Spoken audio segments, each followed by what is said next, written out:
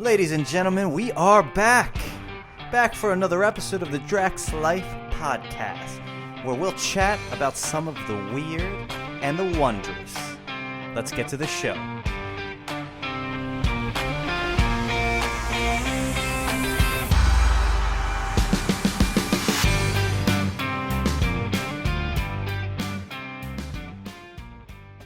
We are live. All right, ladies and gentlemen, here we are again. This is the next conversation. We're going to try something a little different. I think I might have done this once before, but maybe not. Maybe I'm just going insane.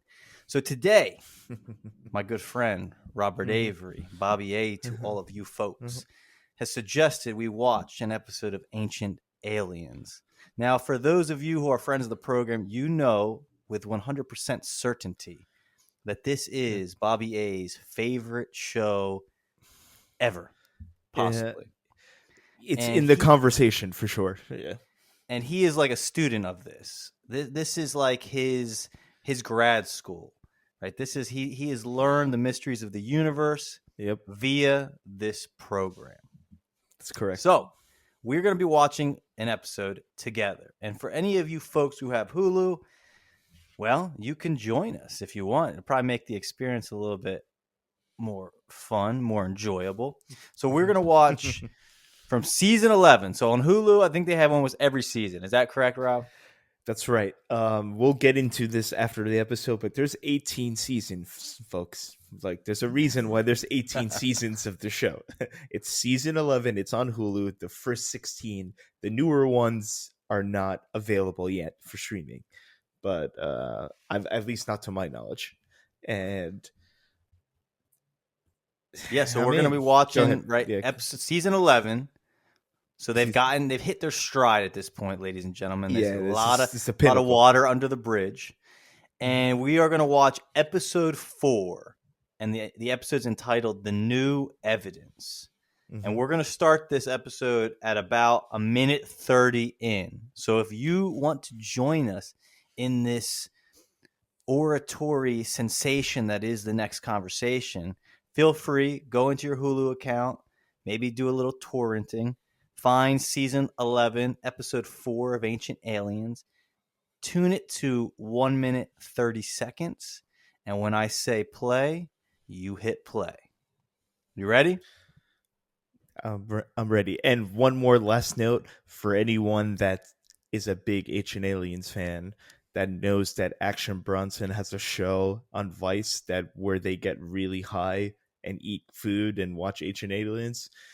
This is going to be, it's basically inspired by that. So everyone who's in the know is going to know, like, this is cool. But it's an homage. It's an homage to a currently, enjoyed program. That's right. All right. So ready on the count of 3. 1, 2, 3, and play. All right. Okay, so I see, we immediately see the pyramids.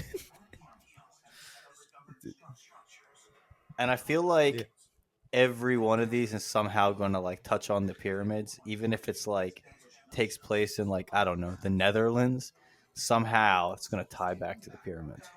That's funny that you say that, because the founding father, basically I would say if this was a whole family of panelists, the great grandfather would be Eric von Daniken, and he's from the Netherlands.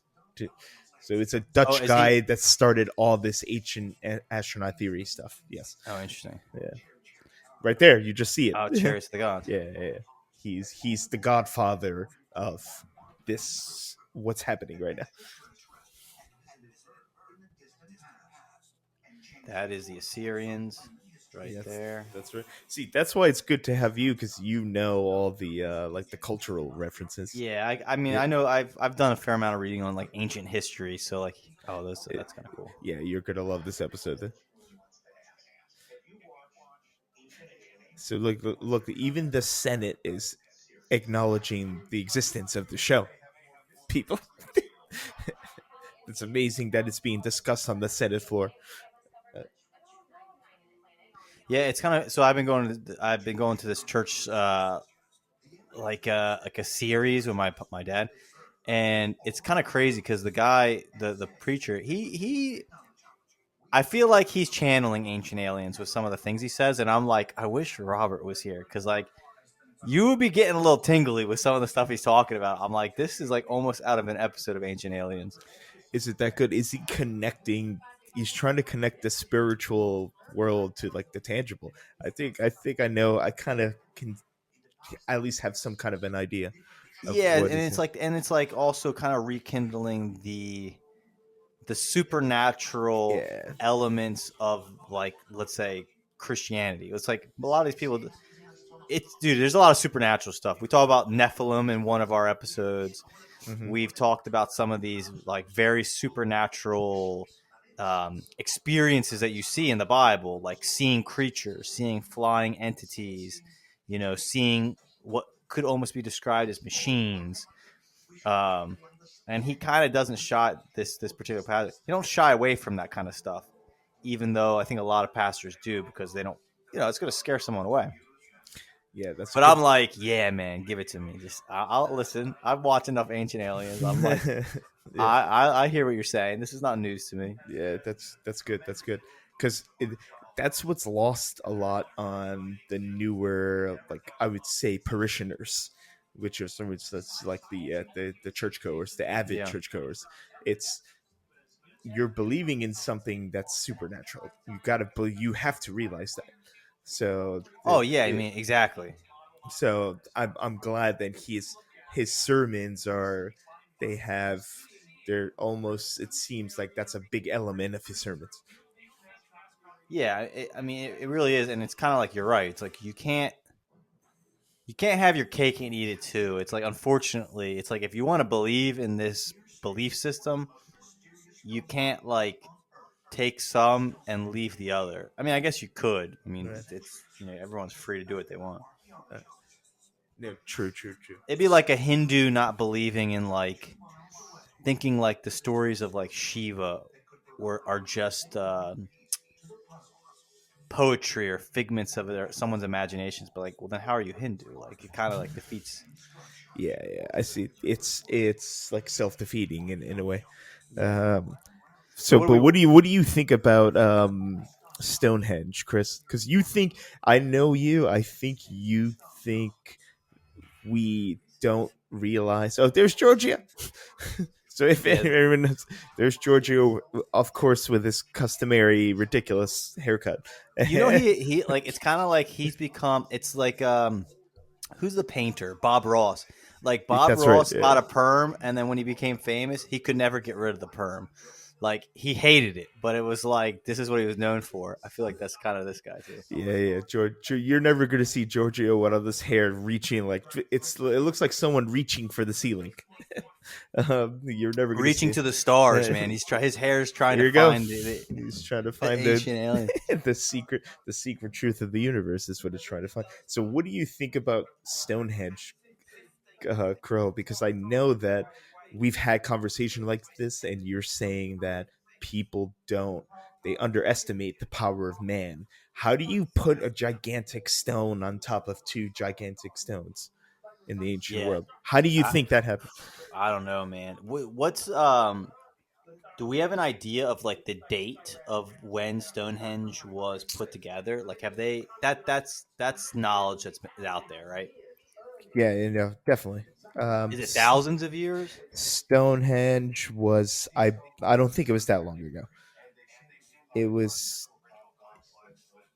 Hold on, let me look this up. It was 1,500 years ago.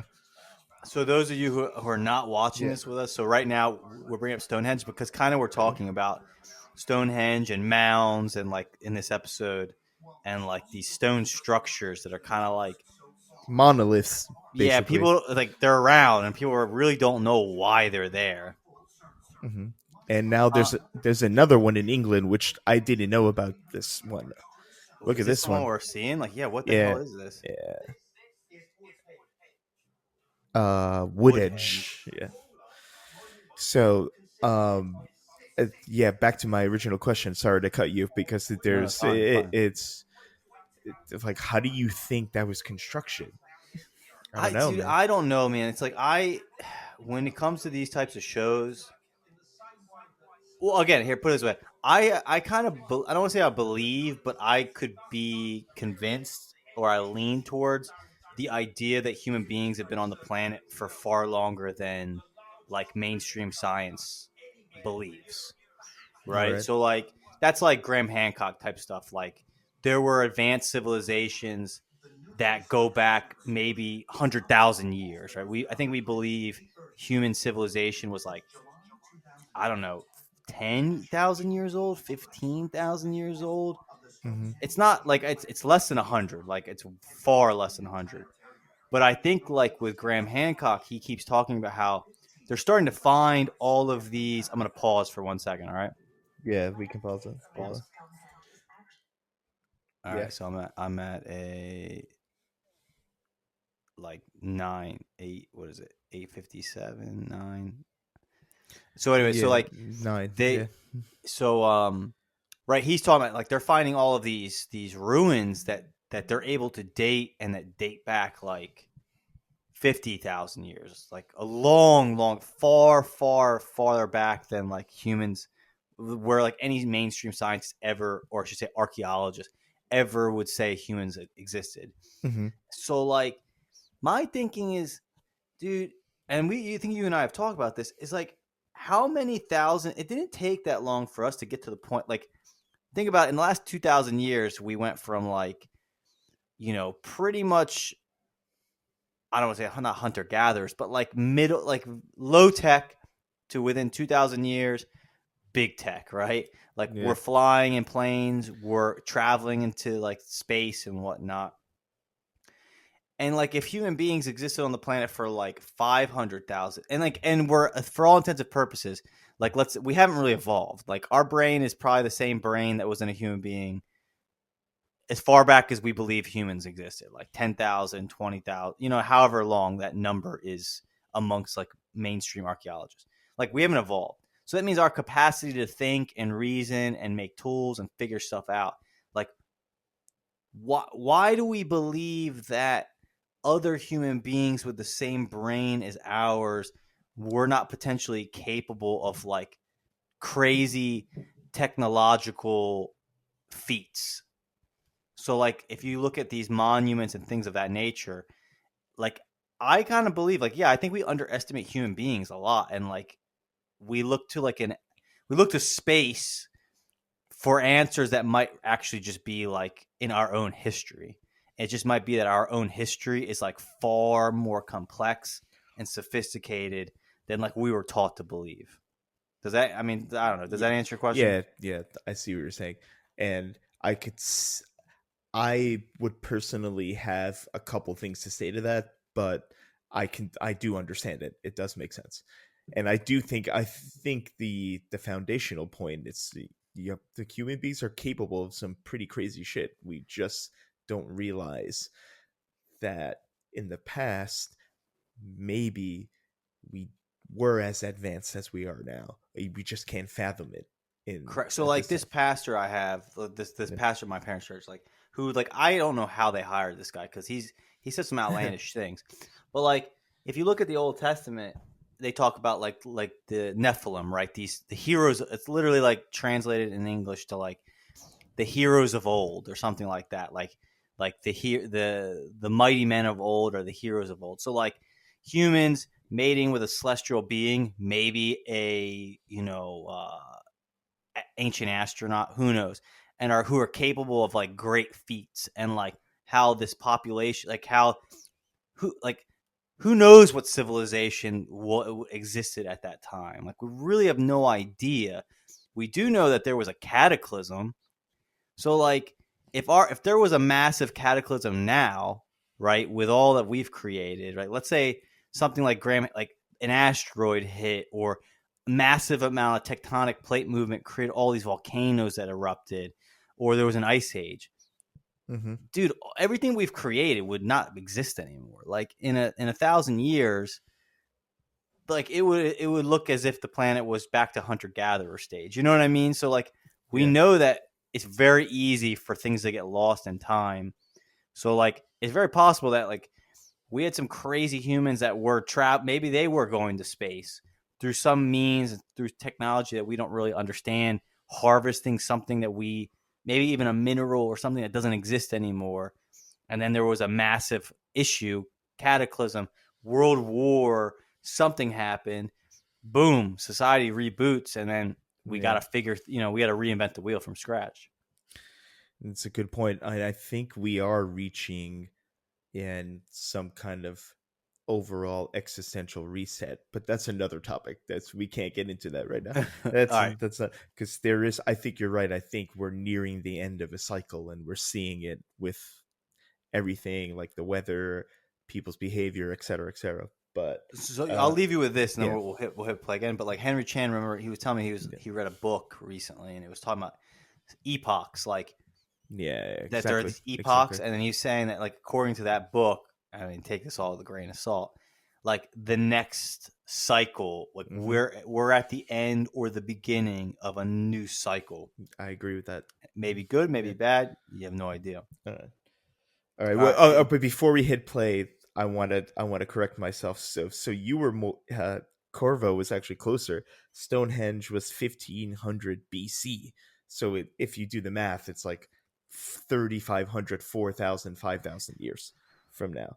That's so wait, 1500 BC. So that's the time of the Romans. So like, how do we not know who made this? Like, that's crazy to me. Right. Exactly. So you were closer. I was wrong. There was. Yeah.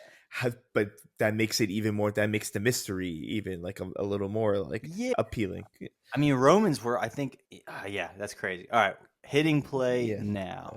We're at about 9 minutes. Yeah, see. So now we're seeing an image of Stonehenge. It does look cool. I kind of want to go there. Look at, and it's just in the middle of nowhere. That's the crazy part too.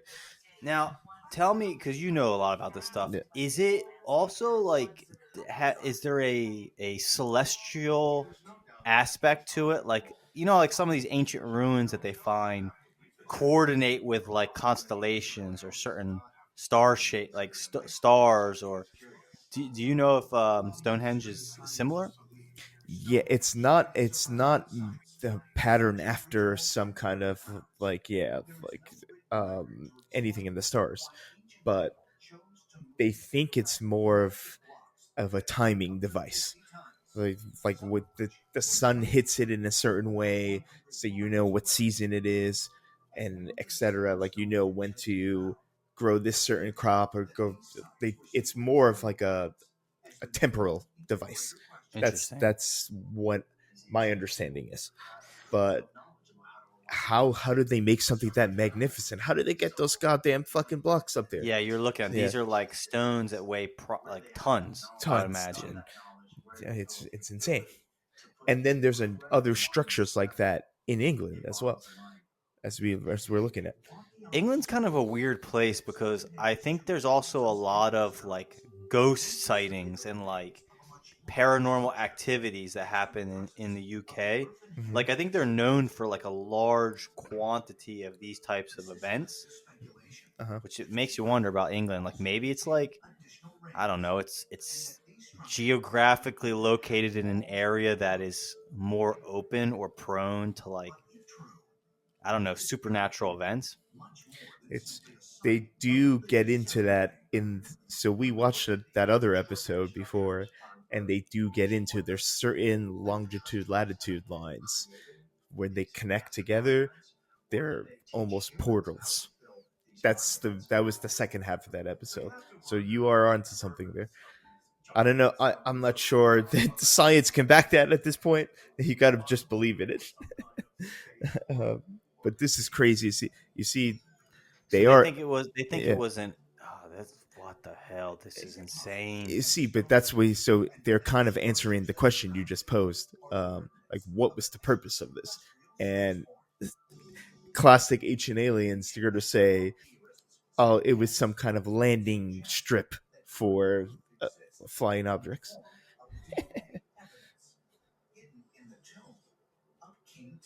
Oh, here we go. Oh, okay. Oh yeah, this is. Oh, it'll get better. This episode just keeps getting better. The one thing I always like about Ancient Aliens is, like, for like, let's say a 40-odd minute show, they pack in like 2 hours of content. I know, man. Like they don't mess around. It's just like boom, boom, boom, boom. Like the editing is just so quick. Yeah, it's one of the beauties of the show is that you actually learn a lot about history and cultures and traditions and communities, and that's really the charm of the show for me, not the kooky wacky theories that they come up with, although that is it has its entertainment value, don't get me wrong, but I like it because it's like sitting down and studying for 45 minutes. Oh yeah, I mean, I feel like you've learned a lot from this show. Like, cause we've had conversations, and like you'll pull out, you're learning about history. Like right now, they're talking about like King Tut and like finding his like sarcophagus in Egypt. Like, all right, that's like that is a historical event. And yeah, Now they're adding a lot more color to it, which makes it a little more interesting. This guy's cool. So what he's saying is King Tut's tomb, for being such a popular pharaoh that he was and a big figure in Egypt, why was his um, tomb so small? And they're saying that there's two like hidden chambers in it. That's why. Interesting, very interesting. Why Did they is find them? Did they yeah? find the chambers? They do. Oh They'll, shit! yeah.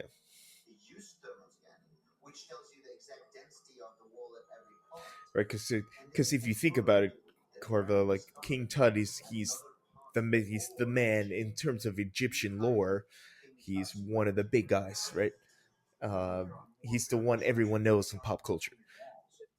Yeah, Why is his tomb one of the smallest of any of the pharaohs? So that's where they're. Oh, there we go. Here's the answer.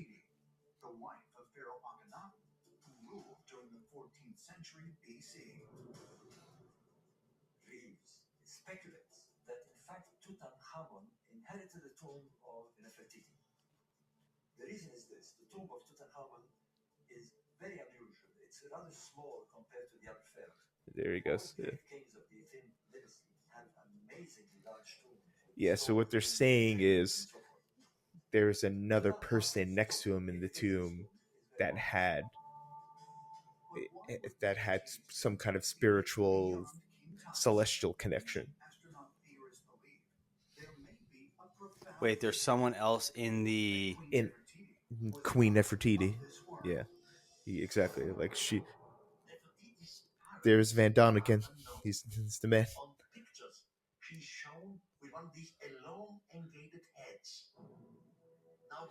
Yeah, so all the hieroglyphics of her make her look like some kind of a traditional Hollywood alien. That's what it looks like.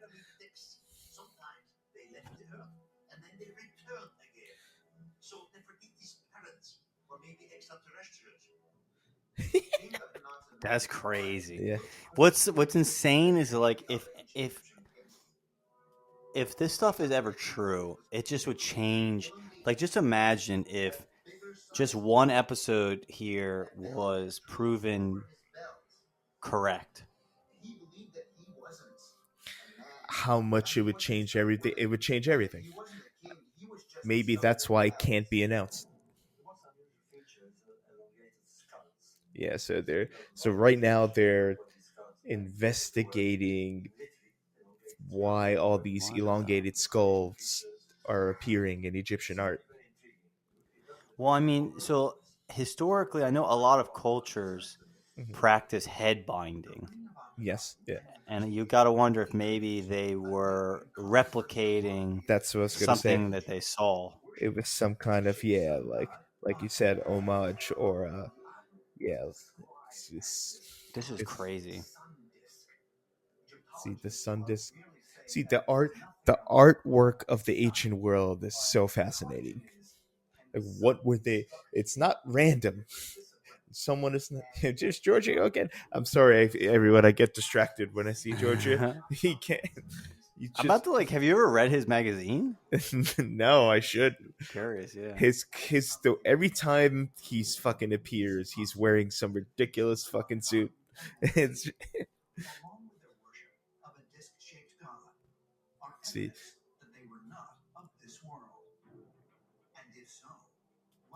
Yeah. See, what do you think about this? I know about the head binding stuff. There is an actual episode about that, but now they're gonna get into like the genetical part of it. So for anyone who hasn't seen Ancient Aliens, they have these consistent panelists.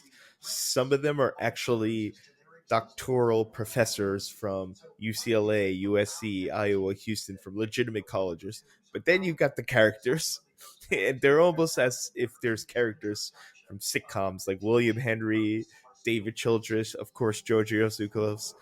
It's insane. This guy, David Willock, he's kind of batshit crazy. Actually, he looks like David Spade. He's like a budget David Spade. Yeah. And that's half the fucking This shit is crazy. Yeah.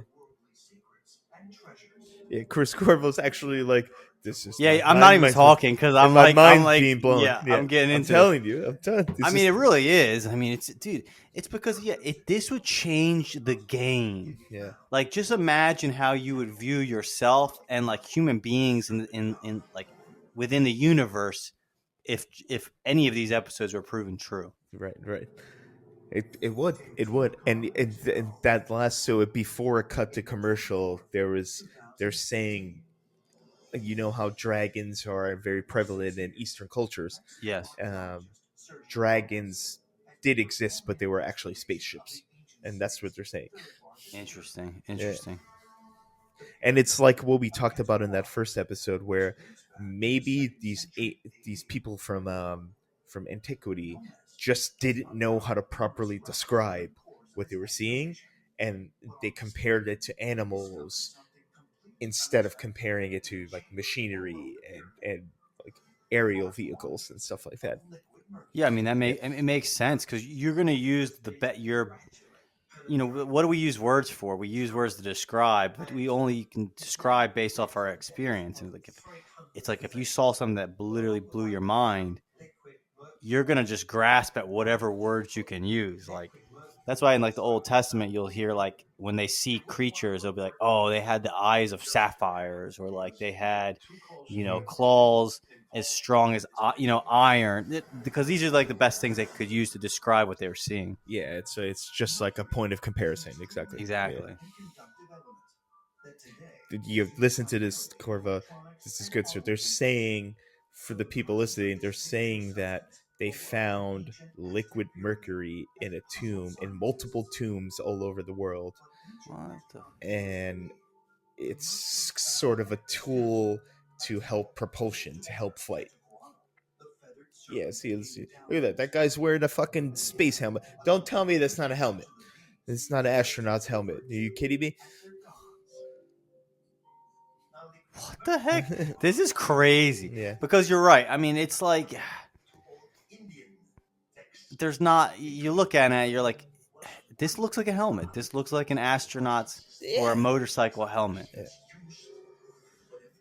Yeah, so liquid mercury is a substance that they have Hitler. The Nazis were also trying to experiment with liquid mercury as well. Yeah. See, this is the part we were just talking about, Chris. Like, you're learning about history. Yeah, exactly. You learn that the German scientists were experimenting with liquid mercury to try to help the Nazis in World War II. It's crazy, dude.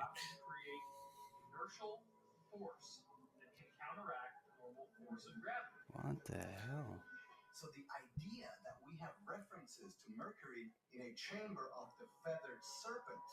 One has to ask the question. The feathered serpent you see is a image that's talked about quite a bit. It is all over the world. Yeah. Yeah, exactly. Like you see it from multiple different peoples. Yeah. Yeah, different, and like no way that they could have, like, geographically they're just so far apart from each other. Yeah, there's no way they had any kind of contact with each other whatsoever. Yeah, you see that? Yeah. Another toxic tube may help answer this question. Shanxi province, China. Yeah, and in China there's another like ancient ruin place that has the same properties, the same the same liquid mercury as what we saw in the under the pyramid in Mexico. It's crazy.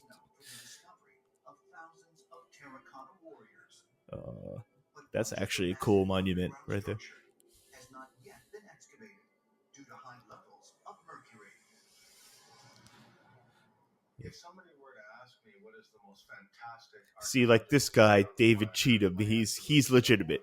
He's a doctor that teaches at Arizona State University. He's not some kind of fucking History Channel personality. told us that this guy was buried in a tomb that had a scale model of China inside of it, with flowing rivers of mercury moving around the cities that were built in scale models. Did you just hear that? Did you just hear that? They were able to geographically draw the scale model of China onto the floor. How did they know that? And they contain liquid mercury. That's crazy. The Chinese say the ancestor of Qin Shi Huang, the Yellow Emperor, descended from the heavens on a dragon. Oh yeah, here we go. According to some mythological accounts, the Yellow Emperor. This guy is an assistant professor of Chinese religions at UC Santa Barbara. That should be your job, Chris. The assistant professor of religions. But it's like you said, that's another kind of California school. That's Santa Barbara. Yeah, I mean, a lot of these people are coming out of California. Which I guess that's one positive. Like, they're pretty open-minded. But I also think, from a production side, it's True. It's because the studios are in California, so it's easier for them to just drive over. Yeah, it's like they're I'll be there 15 minutes away. Yeah, exactly. This is it. You know, when you watch these shows, I mean, it makes sense in the sense. There's so many myths about a hero coming from the stars to help help a particular civilization. And I mean, like, yeah, I mean that. It's almost uniform across the board. Yeah, like all these flying animals were. I mean, it could be. It's plausible. That's the thing. Well, I'm not saying it's definitely true, but it's plausible. And what makes this less plausible than Jesus resurrecting from the dead on Easter? You're really absolutely right. I mean, that's something I always say. It's like with church people. It's like, how is this like more realistic than that? It's like if you're open to the idea of the supernatural, then you're really like you can't split hairs. It's kind of like, well, I gotta be open to a lot of things. Yeah, exactly. Well said. So that's the problem with these organized religious groups. They completely dismiss this. Well, it's not. I don't mean to single them out, but it's a problem with just how a lot of people think. They're singling out, immediately dismissing the ancient astronaut theory, but they'll readily believe in the New Testament as some kind of ironclad, concrete law book. So, and just the Bible in general. So, and all the other religious texts. I mean, to me, I feel like this stuff could easily fit within like the Bible. Like I think if you were to believe this, like the ancient aliens idea, I mean, I almost think it, to a degree, could fit right in within Christianity. I mean, there's a lot of crazy things there. It's like when they say they're from, Jesus is not of this place. His father was from above. I mean, who could that? You know what I mean? Like it opens up. I feel like these ideas actually fit well within a lot of religions. Like they do not, and they don't even cancel them out. If anything, it helps add seasoning to some of these ideas that come from ancient religions. Yeah, definitely. It's like a piece of the larger puzzle. It definitely fits. You could fit it somewhere. Yeah. It belongs there for sure. I mean, you saw these winged beasts or these creatures that did all. You know what I mean? It's like, well, that might be an alien spacecraft, or that might be an alien being, or who knows what. You know what I mean? Like, to me, that fits perfectly. Like it, if anything, it might even make sense. But what are we watching now? Yeah, there's in ancient Peru, there's a king that had the power. He was basically a Jedi. He can lift things, and he's like Luke Skywalker. Look at this scene. He can move objects like telepathically.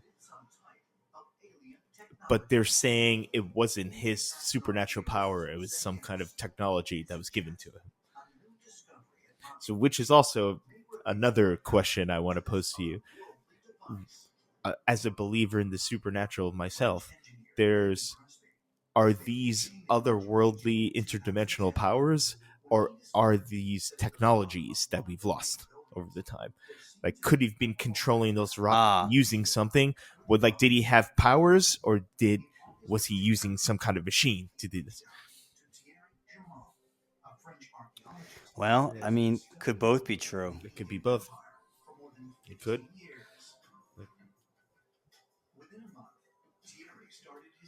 Yeah, it's kind of, this is kind of interesting. It's kind of like, well, what if they came and they, befriended different leaders or just different humans in general, like, and in some cases left them a gift. Yeah, some kind of technology that was beyond anyone's comprehension. Yeah, just to help them at that time. Yeah, it's like the mysteries. There's just so many mysteries. It's like, that's the thing. It's like people, I think, to go back to what you're talking about earlier with like people not believing certain things, I think it's because life is very complicated. Life is complicated even dealing with just what you know. To that, I think for most people, it's just more manageable to exclude ideas that will lead them nowhere, in a sense. Yeah, and I think like a lot of it is people want to be, what is this guy looking? So they're searching the ground for some kind of metal. All right, I got distracted. I'm sorry. Yeah, so they have like a metal detector, a large one. I've never seen something like this. Yeah. And they're carrying it over this ruin in South America, I think. And, in Machu Picchu, which is where, I'm not sure. Peru? Machu Picchu is in South America, yeah. And they are, I don't know, they're trying to find something deep, like they're X-raying. They're looking in the earth. They're looking for some kind of, like this structure. This like also looks like a helmet. So a lot. Okay, that's William Henry, folks. that guy's nuts, but I like him. So, like, I was listening to something about gold, because a lot of times you see gold used, and you see gold a lot in this show. You know that gold is indestructible? You can't destroy it in any way, shape, or form. No, you can't. I didn't know that. And what's interesting is, like, it's like someone was talking about, they were saying how like gold gets found, it gets made into a jewelry, and like that same jewelry, that same jewelry might get broken down and made into other jewelry. So it's like it gets recycled. It never dies. It never can be destroyed. It is like this immortal element that will never tarnish and will always shine. That's amazing. So it's eternal. Gold is that's exactly. Yeah. I mean, anyone out there who knows more about this, feel free to correct me, but that's what I heard. It was just like, that's why humans have always gravitated to it, because it just is this thing that never will. It'll exist forever. Yeah. Well, that makes sense, because I won't get into this in this episode, but as you know, I think we're eternal as well, so that makes sense. And it makes sense that why we're drawn to that element. But what do you think of this? Is you just blew my mind with that. They're showing like these aerial images. This is stuff that you guys might have seen before. Like, there are these large, I almost want to call them the large drawings in South America. Yeah, in Peru, in Nazca Plains. The geoglyphs. And I was like, there are these, like, you need to be way up in a plane and like you'll see a bird, but the bird is like over like maybe hundreds of acres. Like, the question is like, how could they make that? Like, how could they design this thing that creates an image that can only be seen above and expands over, hundreds of acres, maybe miles of land. Yeah, it's wild. It's not meant for people that are on the ground. It's Yeah, exactly. yeah. It's something that can only be appreciated from above. Yeah. See, look at this shit.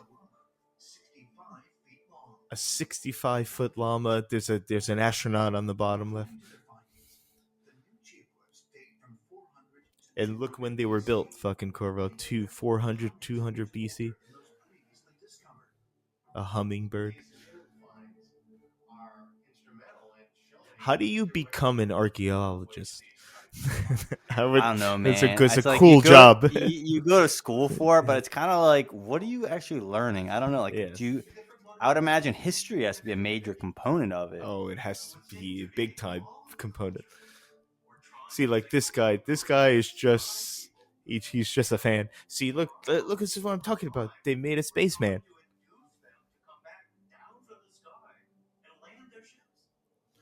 That's big. It's actually as just pure artwork. It's fucking beautiful because it's so cool. Like, it's so precise, and it's over just this like desolate, rocky terrain. This is unbelievable. See, this is why I wish I had. If I ever come into a large sum of wealth, if I ever have enough money, this is the shit I want to see. I want to see all the weird things all over the world. That's how I would use my money. It's like I want to go to that mountain and see that. Look at this shit. Oh, we're getting the History Channel fucking CGI now.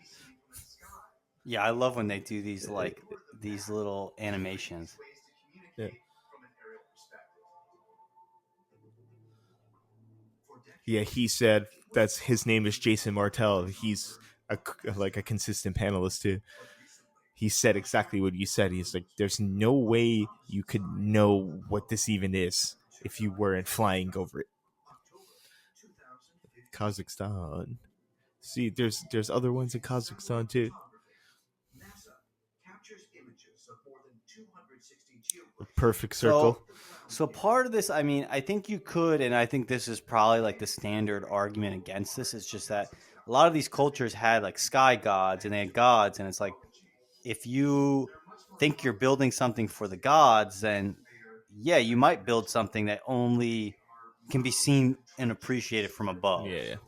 It doesn't take away from the difficulty of the feat of actually executing it and making it. Yeah, that's why I like, more than the mystery part of it, I like just the aesthetics of it. Oh yeah, these are beautiful. Like, folks, if you've never seen them, like, they're amazing. Like, one is like a whale almost. Like, imagine a whale, the outline of a whale on a like desert landscape or like a very rocky landscape. It's pretty amazing. Yeah, see, and they're all like perfectly symmetrical. They're so precise. You see, sorry, go ahead. No, I was just gonna say, it feels like another interesting part of this is, though, they're choosing animals, and maybe I'm wrong with this, but in many cases, aren't the animals that are not from that area, like a whale or something, like, or am I misspeaking? That's a good question. I don't know the true answer, but yeah, in Kazakhstan, I don't think you would see whales unless you were right on the water, on the coast. So they may have had some knowledge of it. But like, yeah, look at this. But however, our ancestors all over the world were doing things like this. That's what's probably the most intriguing part of it. Yeah, so like with the whole Ancient Aliens theory, like, do any of these episodes comment on like where are they? Yes, they do. I won't ruin it for anyone who wants to watch it, but there are specific episodes as to like what's the origin and where are they currently. Yeah.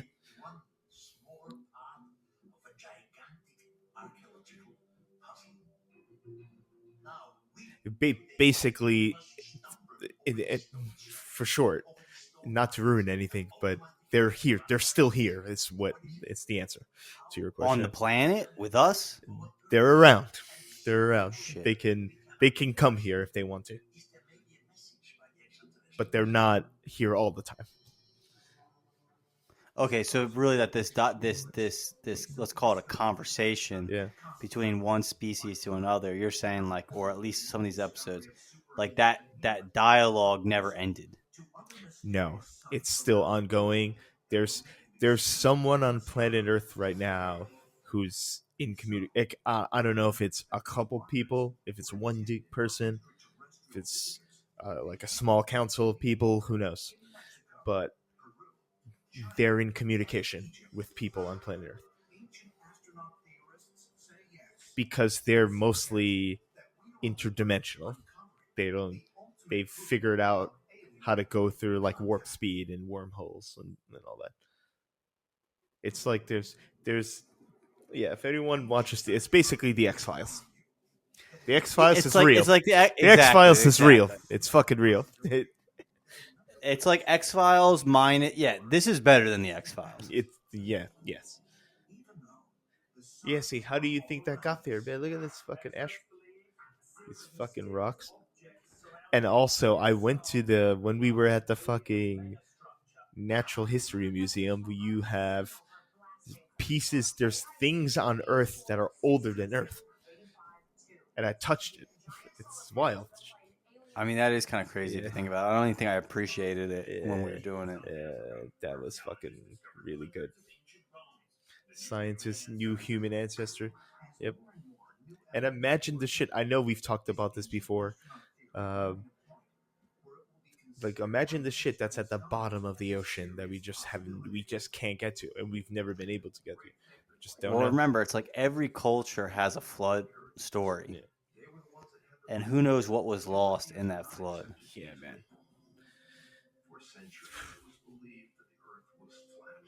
Yeah, I think there we go. Flat Earth.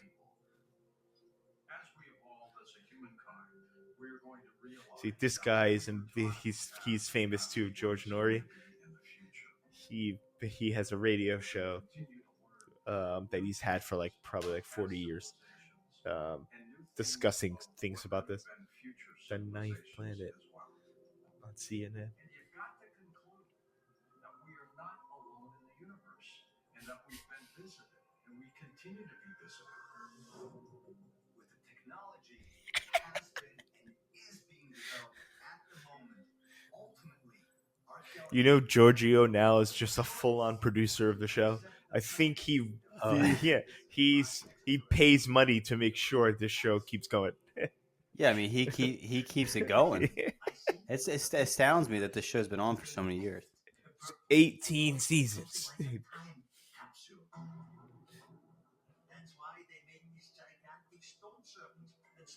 Yeah, see, this is. I'm not even talking that much because I'm just like I'm getting more and more involved in this story. This is cool. Oh, it's going to get better. Watch once they get to the mathematical part of it. What is happening? Wow, this is fucking crazy. So for the people listening, they're just going through the popular panelists that you see, and they're pretty much saying all the artwork we've seen is proof that at some point we're going to have contact with alien life.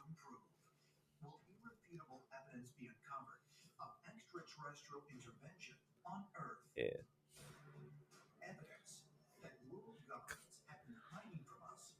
But why would they hide this? Like it seems just strange. Why would who hide this? Why would governments hide this from everyone? I mean, do you think so? That's the question. Is like, do you think that there's a vast conspiracy where like actually what we're watching right now is like there are people who know like they're like laughing like, oh yeah, we know exactly what happened. Mm-hmm. Or do you think, like how do you think that is? Like, do you think that someone out there has all the answers? I do think someone on Earth. I don't know who it is. I don't know if it's like we were saying earlier. I don't know if it's one person or a group of people, but the answers are out there. The truth is out there. And the truth is out there. I just couldn't tell you how to fucking find it. So do you think that the person or people who know are people of... So here's a question. It's like in a lot of these conspiracies, it's like it's the government. The government has all the answers. Mm-hmm. Do you think the person with all the answers is part of a government, or is like part of a secret society, or part of maybe even like a pseudo religious secret society? Like I'm trying to think of like Fifth Element or something, where they've been hiding this or protecting this truth for like eons.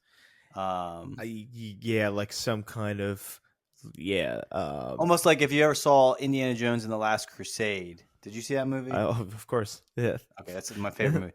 One of my favorite movies. But like, you know how they're trying to find the... Only the penetrant men will pass. Correct. Yeah, they're trying to find the cup, what is the Jesus is the... Yes, there's a name, the Holy Grail. They're trying to find the Holy Grail. That's right. And like, he gets Indiana Jones when he's in Venice, following the clues his father left behind. He gets attacked, and you find that like the man who attacks him tells him, he's like, I'm part of this group that has for centuries protected the Holy Grail and protected it from society, from any of those who would seek to like abuse it or take advantage of it. So I wonder, it's like, is that what's happening? Or where like the people who actually do know the truth are actually, let's call them like the good guys, like people trying to protect, or are they like governments trying to use this knowledge to like subjugate us? Yeah, that's an excellent question. I think out of those three scenarios, I think the one group that's trying to keep everything under wraps is probably the most plausible to me, rather than a nefarious government. Because when you're talking about X-Files, you're talking about some kind of global shadow government that's covering it up for evil purposes. So I don't think it's that, but I do think, and I don't think it's something where people are willingly keeping their mouth shut, because if you knew this knowledge, there's no way it would never leak out, especially in this day and age with all this technology. Exactly. I mean, they couldn't keep secrets about Afghanistan and Iraq. I mean, people are going to leak it. There's no way you could keep this secret. But I think the last point you made, where there's some ancient group, it's in almost every action movie. There's some group like that. Yeah, there's like an order. Yeah, there's an order that has been communicating with these interstellar beings for quite some time, and no one knows. Even high level government officials have no idea. So but that's crazy stuff. It's cool to think about, and it's also kind of, I would say it validates a lot of what entertainment is. So to bring it back to a pop culture thing, there's a reason why people are drawn to shows like Ancient Aliens and Star Wars and Star Trek and The Matrix, etc., because I think a part of us even genetically knows that shit like this is happening, man. There's things like this that are happening all around us, and even like a dark dramatic series, like when we talked about True Detective, all the shit that's going on in True Detective with the cults and the religions, that shit happens, man. And I think a part of us knows that it's happening. We just don't fully appreciate it, as you said earlier. But we know, we're intrigued by it because we know it's real and we know it's happening. Yeah, I mean, it's kind of crazy. It's like, since we're mortal, you only have so much bandwidth, and you would think, like, part of me thinks that this should be the only thing you're trying to like figure out. Like, if aliens interacted with human beings, and if any of the episodes of the Ancient Aliens are true, like, that's like, I tend to ask myself, it's like, is this the thing I should be focusing all my life and trying to figure out and solve, like, or understand? Like, this is a mystery that's like almost at the core of what it means to be human. It's like if you're a religious person, it's like, well, you like, you know what I mean? Like that's I sometimes like don't understand. Like I don't think I have the ability to like compartmentalize well. Where for me, like if I allow the conspiracies in, I will go all in because I'm like, if this is true, this is very important and might be at the top of the list of what a person should consider important. But then again, it's like the reality is like you got to feed yourself. Like, what will you do with this knowledge? And in many cases, it's like, wow, nothing. It's like, it's not going to really, it will change me, but we probably would be surprised at how little it would change you. That's an interesting way to look at it. I haven't looked at it that way because just knowing, it's a good point. You kind of scrambled. You kind of put my mind in the pretzel right there. Because like, is this worth knowing? Like, what would change? What's the difference if we didn't know this? But at least for me personally, I would answer it would more validate and affirm what I've already felt and what I've perceived. So it would be like, oh yes, all this time that I've spent thinking about this, it was worth it because it ended up being true. It's more of that for me than I'm going to use this as some kind of utility. Yeah. So how about this, right? Go ahead. We're in our 30s, and this will be kind of like my final question for the evening. Like, do you think you've watched 11 plus years, 18 years of Ancient Aliens? Yeah. Do you think in your heart of hearts, not based on anything, like, do you think that in your lifetime, before you are laid to rest amongst all of your children, possibly, that these secrets will come to light? Yes, because before I die, I'll do it myself. If no one else is gonna do it, I'll fucking do it myself. You're like 75. Yeah. You're like, fuck it, man. I'm done. Let's do this. Yeah, and then you become Mulder from the X-Files, but like a 75-year-old Mulder. Yeah, everyone. I'm just stuck in the basement. I'm still working, and I'm just stuck in the basement somewhere because no one will listen to me. Because when you're old, people think you're crazy. People think this guy's talking out of his ass. That's true. But like, do you think that like we are moving toward like? Are we on a clock that's counting down? And like, do you think zero will happen in your lifetime? Okay, that's hard to answer. I would say yes because like it's a feeling more than anything. It's the thing about this is a lot of people already know this shit, man. They know it's real. They just won't acknowledge it. That's really but I mean, like something that's in that can't be disproved, like either first contact or a legitimate artifact, like actual technology, or I don't know, genetic material that is not of this world, like something that is irrefutable by all those who would desperately try to refute it. Okay, yeah. Well, first of all, there are material like that on Earth already, so that's not going to work. But what I think what it would take is like straight up video footage, like reported by MSNBC, NBC, like all the main news outlets. It would have to take that, which is kind of shitty because the mainstream media has its own problems of it. But it's anything short of that, people will be like, oh, that's a doctored photo, that's a doctored video. It would have to be some kind of legitimate press conference or news story that runs. I think it'll happen because I think it's already happened. It's just that now, two things about everyone knows I hate social media, but the thing about social media is everyone's on camera at all times now. And however, on the flip side of that coin is people think that everything that's online, they take it with a grain of salt. It could be fake. It could be doctored. So even though everyone's on camera all the time, people are also suspicious of everything all the time, and I think it works in that favor in terms of evidence. It's just a feeling, Chris. You can't deny it. I know that walking around this fucking planet, and I haven't been to a lot of places on the planet, but a good amount. You just know that what's going on, man. You just feel the energy, and I think that's what that new evidence was saying.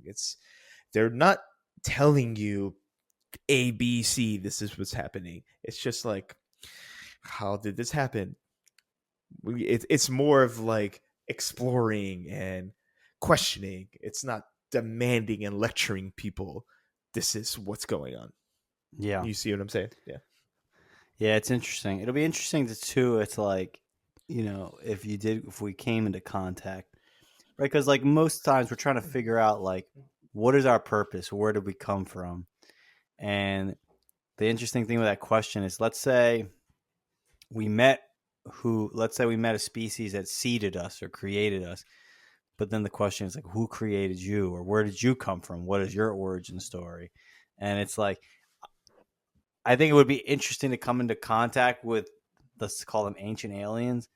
And I also think there's a chance we would be in some ways disappointed with their answers.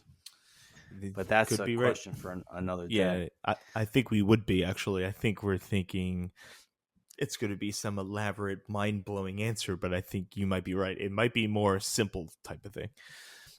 It might be something that their reasons might be the exact reasons we had if we were at their level at that time. You know what I mean? Yeah, curiosity. It's not like talking to them and you're like speaking to God, like, and for those who don't believe in God, like the metaphor of, but like someone who has all the answers. Mm-hmm. They're like, well, we travel around and we explore places. It's just, we meet people, we fall in love, we help them. It's like very pedestrian answers, not as cosmic as you might think. Just like, oh, like that's like something I read in a comic book, like that. No, it makes sense.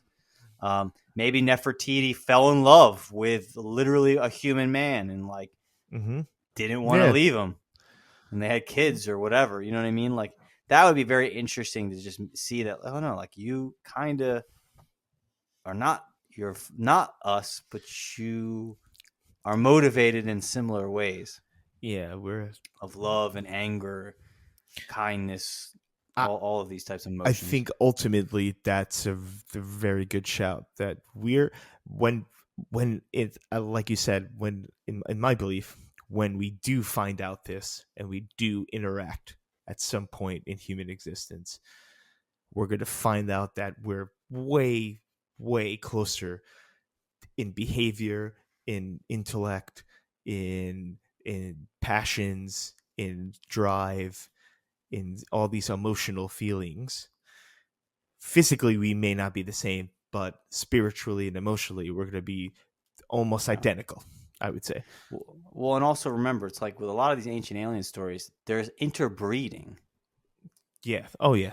That's how you get all these different type of like the titans and the demigods and stuff. So I mean, we can't be that much different than them if we can breed with them, unless there's some like, then that goes into like, well, they didn't breed in a normal way. There's a technology or whatever. You know what I mean? Mm-hmm. Yeah. This was fun. So like, I feel like this should become a regular thing. Like periodically, we blast this, we get Joe in the mix, and we do a little watch party, maybe have like a few cocktails or a little smoke. And you can watch Ancient Alien sober. Are you mad? I smoked a joint before this, everyone. Come on. But for anyone who's like, I gotta be honest, like this is not even me joking. I never grew up watching this show. Rob has gotten me to watch this show on more than one occasion. Mm-hmm. I would say, like, for any of you who haven't watched it, it's really cool because one, and this is stuff Rob always says, and people probably don't give him enough credit for it. You can learn a lot of history from watching Ancient Aliens. Absolutely. Like, they touch on so many historical scenarios and very like random historical occurrences that like you're gonna walk away being like, oh, I didn't know that this civilization existed, or that this historical figure existed. And then on the other hand, it does illuminate questions that, like, even like Stonehenge, their answer to Stonehenge is just, I want to say it's almost just as plausible as any other, because there's no answer. Mm-hmm. It is a legitimate historic mystery. No one knows how they did it or why they did it. So I feel like I don't know. I think if you're open-minded, you will walk away like looking at reality a little bit different. And I think it's for the better, honestly. Yeah, no, I echo those sentiments. It's if you can wade past the kookiness, which I enjoy, don't get me wrong, I love the characters, I love how over the top some people, and I love how every time there's a missing gap in the logic, it's just, if this was a mathematical formula, the variable will be fucking aliens. It would just say aliens, A. Variable A. It's like, oh, we can't figure out how to like balance these formulas. Just put an A in there, and then it'll work out.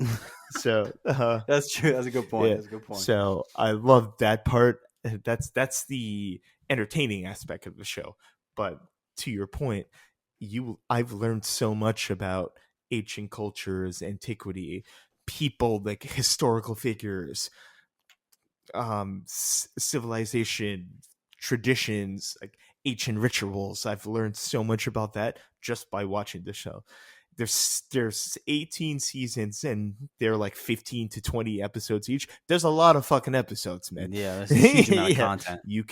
It's almost like a course. It's like you're taking a graduate or college course on like a crash course on history. Yeah, it's like it's a crash course on ancient history if Mulder was the one teaching it. Right, exactly. It's a retired Mulder from the X-Files. Right, that's a beautiful way to describe it, because you're gonna get some harebrained theories for real, but you're also gonna get hardcore historical facts, and you're gonna learn about just the history of the planet in general. Exactly.